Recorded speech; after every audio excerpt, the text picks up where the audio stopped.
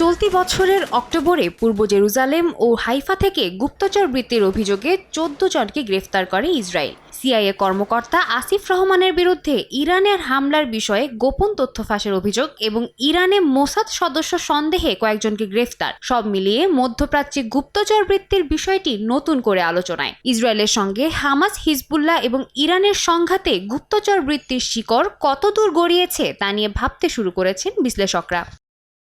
এখন পর্যন্ত ইসরায়েল এবং ইরানে গুপ্তচর বৃত্তির অভিযোগে বেশ কয়েকজনকে গ্রেফতার করা হয়েছে। এর মধ্যে ইসরায়েলি ব্যবসায়ী মতি মামানও রয়েছেন। তার বিরুদ্ধে $10 লাখ বিনিময়ে লোক ভাড়া করে প্রধানমন্ত্রী বিনিয়ামিন নেতানিয়াহু সহ রাজনৈতিক ব্যক্তিত্বদের হত্যা চেষ্টার অভিযোগ আনা হয়। এদিকে মোসাদের সঙ্গে সম্পৃক্ততার অভিযোগে ইরানের বেশ কয়েকজন নাগরিককে গ্রেফতার করে দেশটির সরকার। সেপ্টেম্বরে লেবাননে পেজার বিস্ফোরণের ঘটনাতেও ইরানে অবস্থানকারী ইসরায়েলি গুপ্তচরদের হাত ছিল বলে ধারণা করা হয়। এই সন্দেহে 12 জনকে গ্রেফতারও করে ইরানের সরকার। হাইফায় গ্রেফতারকৃত ইসরায়েলিরা ইসমাইল হানিয়া হত্যা সহ বেশ কয়েকজন শীর্ষ ব্যক্তিকে হত্যা চেষ্টার সঙ্গে জড়িত থাকার কথা জানানো হয়।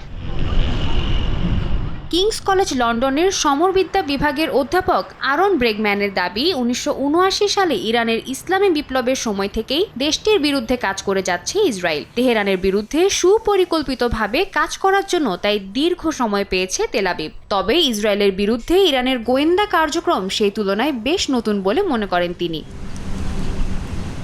অধ্যাপকের দাবি, ইরানি তরুণী মাসা আমিনি হত্যার পর থেকে ইরানের সংখ্যালঘুদের নিজের দলে টানা সহজ হয়ে যায় ইসরায়েলের জন্য। অপরদিকে 2023 সালে ইসরায়েলের বিচার বিভাগের সক্ষমতা সংক্রান্ত আইন সংস্কারের পর থেকে দেশটির নাগরিকদের মধ্যে বিভাজন তৈরি হয়, যা কাজে লাগিয়ে ইসরায়েলের তথাকথিত দুর্ভেদ্য সমাজে ঢুকে পড়তে সফল হয় ইরানের গুপ্তচরেরা। এমনকি পশ্চিমা গণমাধ্যমের জন্য মিথ্যা তথ্য সাজিয়ে এবং পরবর্তীতে এই তথ্যকে ভুল প্রমাণ করে দিয়ে বিশ্ববাসীর কাছে পশ্চিমা গণমাধ্যমকে বিশ্বাসের অযোগ্য বলেও প্রমাণ করার চেষ্টা করে ইরান। এই অবস্থায় ইসরায়েলের তুলনায় ইরানের গোয়েন্দা কার্যক্রম নতুন হলেও কৌশলী হয়ে কাজ করলে ইরানের সামনে আরও রাস্তা তৈরি হবে বলে ধারণা বিশ্লেষকদের।